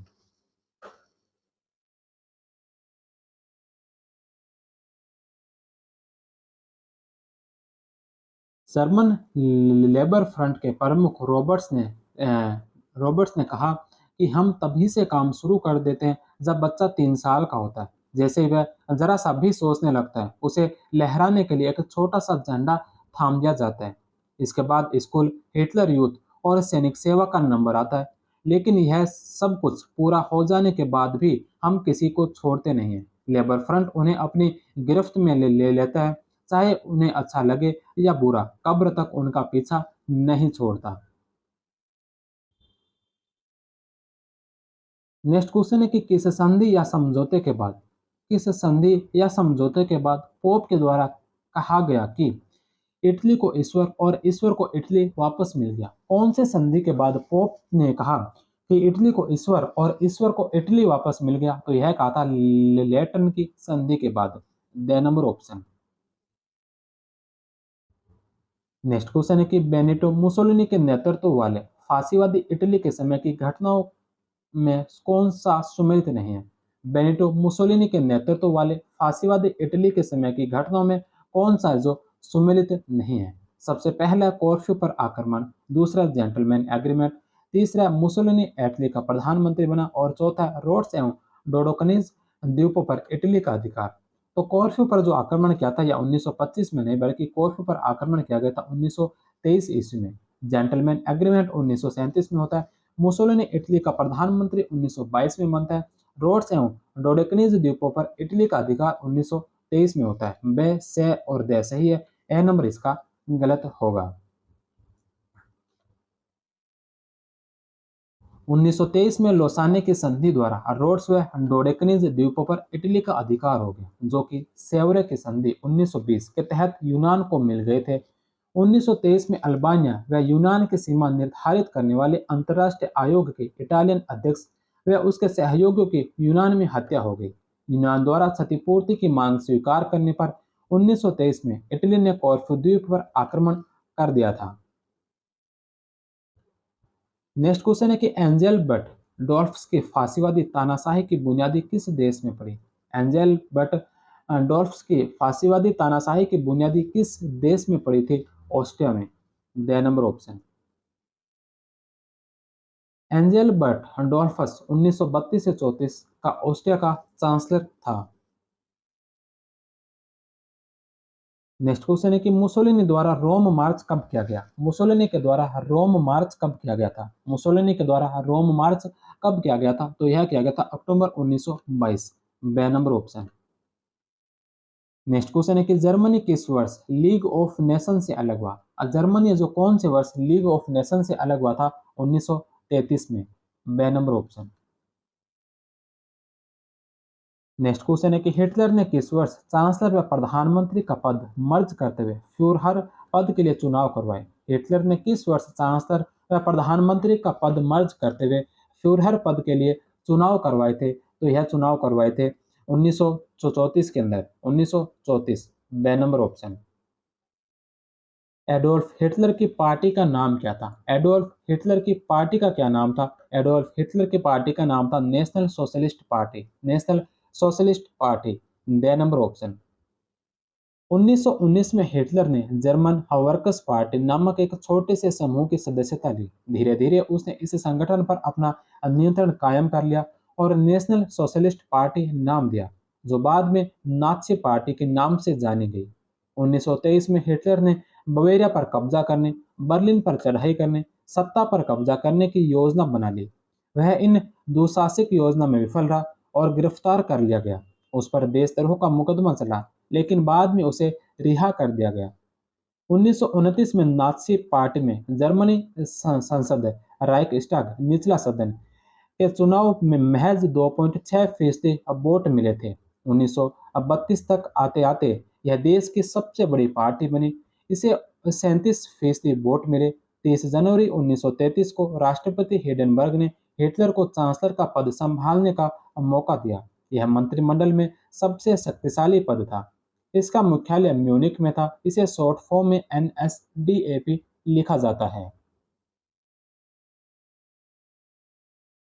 नेक्स्ट क्वेश्चन है कि नाजी जर्मनी में यहूदियों को किस निशान को छाती पर लगाकर रखना होता था? नाजी जर्मनी में यहूदियों को किस निशान को छाती पर लगाकर रखना होता था? पीला सितारा। 6 नंबर ऑप्शन।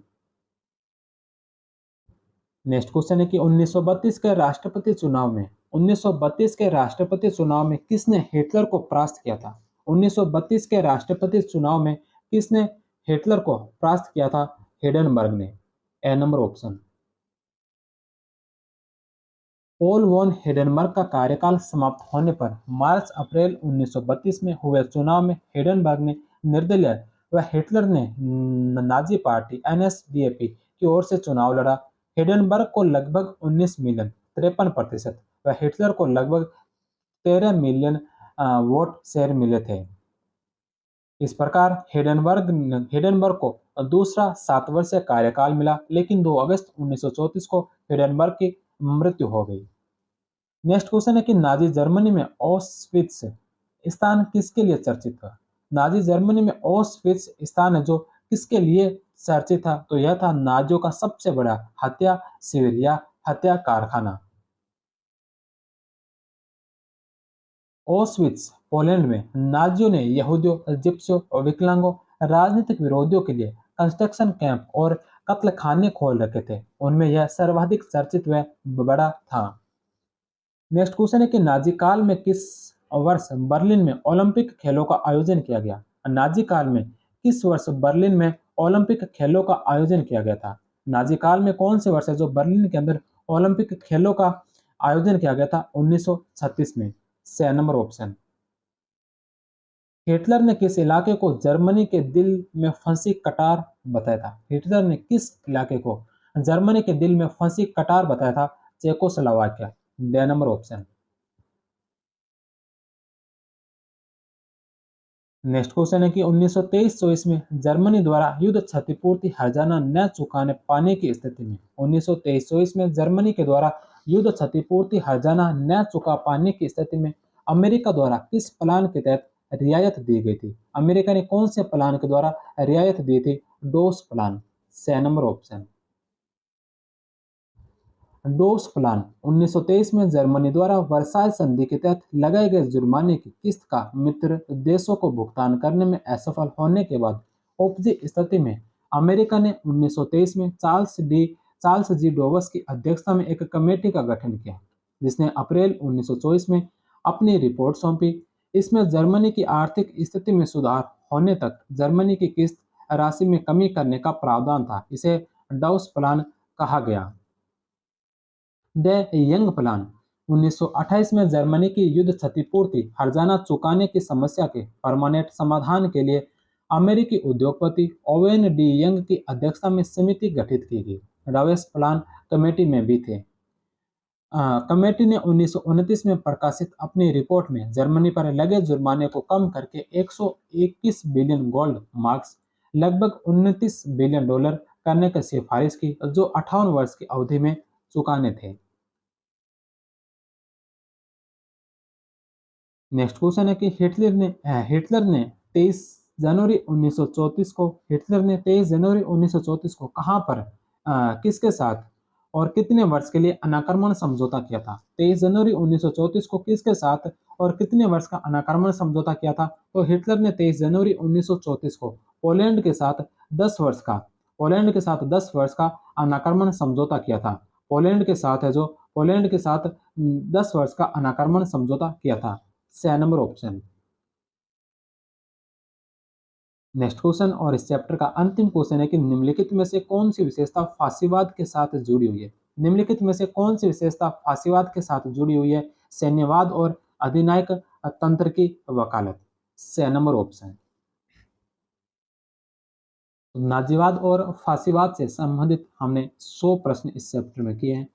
अब हम इन्हीं फांसीवाद से संबंधित और नाजीवाद से संबंधित कुछ महत्वपूर्ण घटनाओं को सारणी के माध्यम से देखते हैं, जैसा कि हम प्रत्येक चैप्टर में प्रत्येक क्लास के अंत में देखते हैं। तो उसी प्रकार हम सबसे पहले फांसीवाद से संबंधित महत्वपूर्ण घटनाएं देखेंगे, उसके पश्चात जो नाजीवाद से संबंधित घटनाओं के बारे में चर्चा करेंगे। सबसे पहले फांसीवाद। 23 मार्च 1929 23 मार्च 1929 को 1919 को फासियो डी कम्तिमेतो नामक संगठन की स्थापना मुसोलिनी के द्वारा की गई।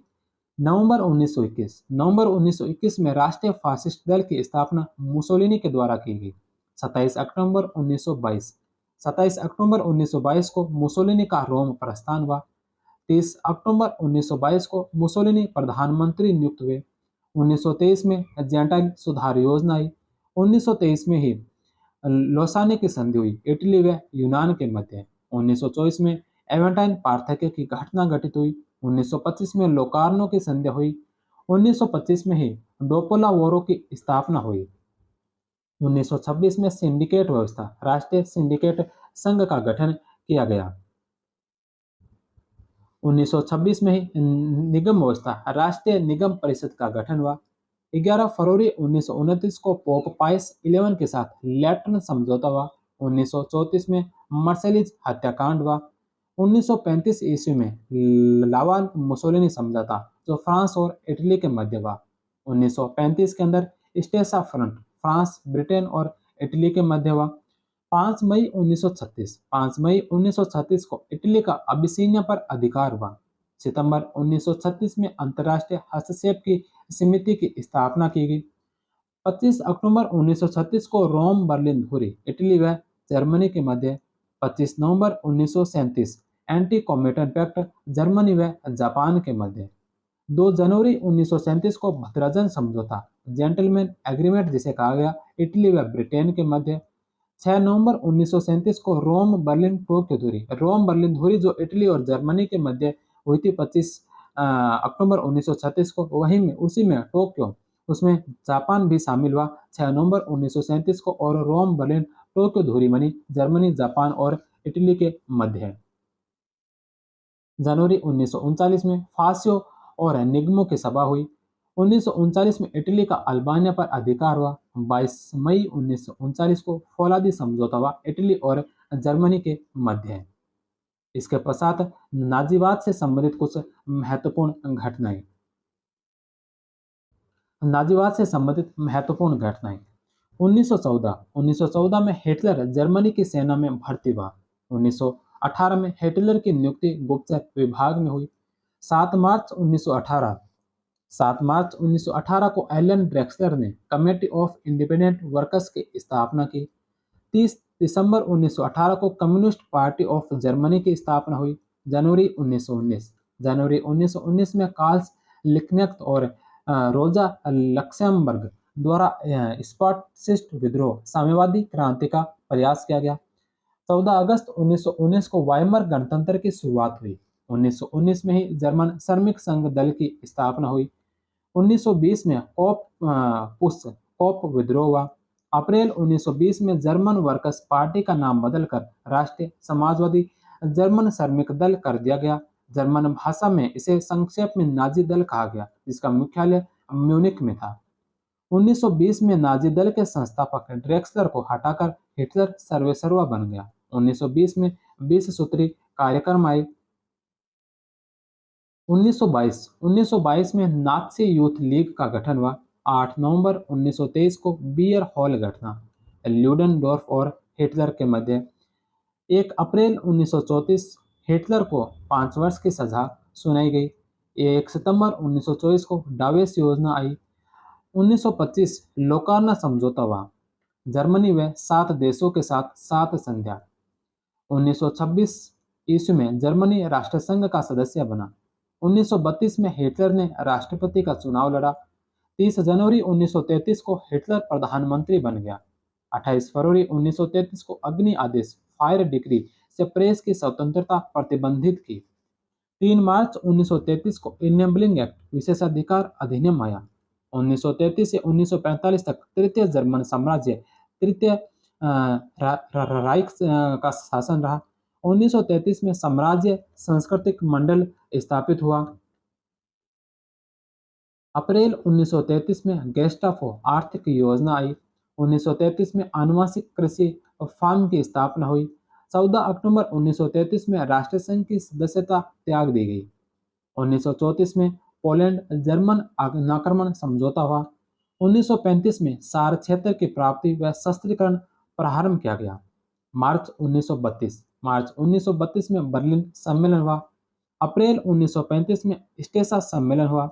18 जून 1935 को एंग्लो जर्मन नौसैनिक समझौता हुआ। 15 सितंबर 1935 को न्यूरेमबर्ग कानून या घेटो कानून आया। मार्च 1936 को राइनलैंड का सैन्यकरण किया गया। 1936 में 4 वर्षीय आर्थिक योजना की घोषणा हुई। 4 फरवरी 1938 को हिटलर जर्मन सेना का प्रधान सेनापति बन गया। मार्च 1938 अंशुल्स की घटना व ऑस्ट्रिया का जर्मनी में विलय हुआ। 29 सितंबर 1938 को म्यूनिख समझौता हुआ। 1 अक्टूबर 1938 को सुडेनलैंड पर अधिकार। 9 नवंबर 1938 को night of broken glass Kristallnacht की घटना हुई। मार्च 1939 को चेकोस्लोवाकिया पर अधिकार किया गया। मार्च 1939 को ही लिथुआनिया से समझौता व मेमल पर अधिकार। 22 मई 1939 को फौलादी समझौता हुआ। 23 अगस्त 1939 को रूस जर्मन अनाक्रमण समझौता हुआ। 1 सितंबर 1939 को पोलैंड पर आक्रमण और द्वितीय विश्व युद्ध का आरंभ हुआ।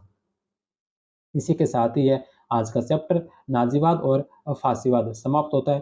कल की क्लास में हम द्वितीय विश्व युद्ध के बारे में पढ़ेंगे। द्वितीय विश्व युद्ध से संबंधित 12th नंबर चैप्टर को हम अगली क्लास में पढ़ने वाले हैं।